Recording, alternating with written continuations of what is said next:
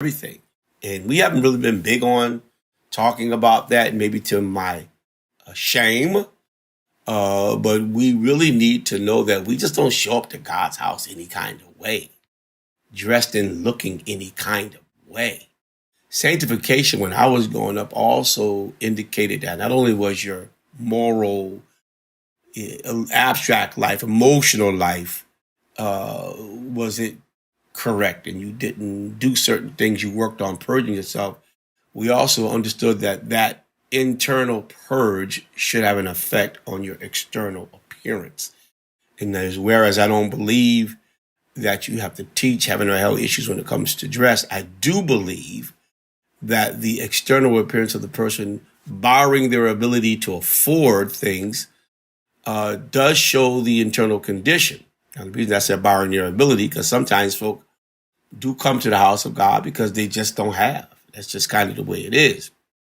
And I think under those conditions, it is incumbent upon the church, it's the responsibility of the fellowship, to help them. Like when we was going to do Pentecost Sunday, we made sure that the young people had their white clothes. We know that everybody didn't have their white clothes, and we were willing to chip in and buy the white skirts or whatever they might have needed, and to share with them without any condemnation, because we wanted them to be uniform.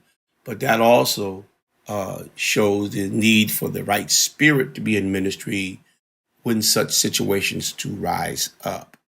But when you sanctified yourself, you made sure when you came to the Lord's house that you were presentable as best as you could be presentable. What is presentable?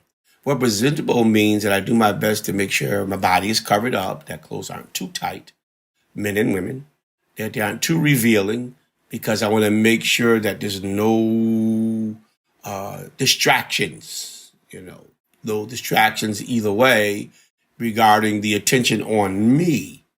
Sometimes, it could be good or bad. I remember reading, I forget what it was. It was back in the day when we was going to read paper, the Hartford Current, they would have the comics strips. I might remember them. Yeah, Dear Abby and the comic strips. And there was one, I forget what, Miss Peach, was it? Miss Peach. And she was a young girl who just had her little ways about herself. And she would say off-colored things sometimes and things that were questionable. And one day, in one of the articles I read, comic strips I read, she was in a classroom setting talking with another girl, and there was a young boy apparently staring at her across the way. And of course, she took it as an attraction. And he's looking, and she says to her companion, he's noticing me across the room. And maybe something along the lines, he's cute. And he says, I'll give him a twitch. And she does whatever she does, whatever the twitch might be, some kind of gesture. And then he starts walking towards her. And she says to her companion, oh boy, here he comes. And she perks up to receive some kind of introduction or some kind of compliment. And he says, boy, are you ugly? So therefore, Miss Peach didn't get what she thought she was getting. The attraction she thought that she was exuding was not so much that she would look good. He thought she was ugly. So my point is, she drew attention to herself. Sometimes we draw attention to ourselves, and you're in a classroom. The classroom is not about Miss Peach. It's about getting the lesson. And so she should have not went out her way. Well, she couldn't help her looks, but that's just what it is. But the point is, the moral of the story is, people aren't always looking at you because they want to.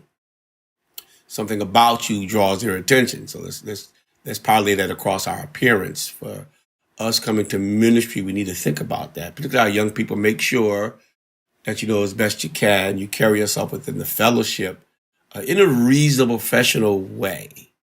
And there's some more talking we'll have on that. And I don't expect you to know it overnight. But those of you who've been in the way for a minute, you should have purged yourself from some of that stuff.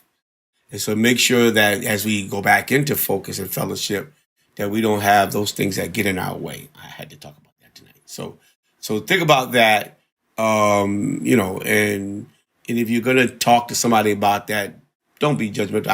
I ask actually you not to do that, because I feel like I can deputize people to do that, because some folk don't know how to do it. They go overboard, and then they push on the throttle too much, and they excessively offend folk, and then we get in another posture. So But it is important that all of us understand that when you're presenting ministry, when you're in ministry without even presenting it, that your light has to shine. No matter where you are, in the hospital, at the grocery store, on your jobs, or driving on the streets. Even though they don't know who you are, there should be something about you that's different, that doesn't fall into a state of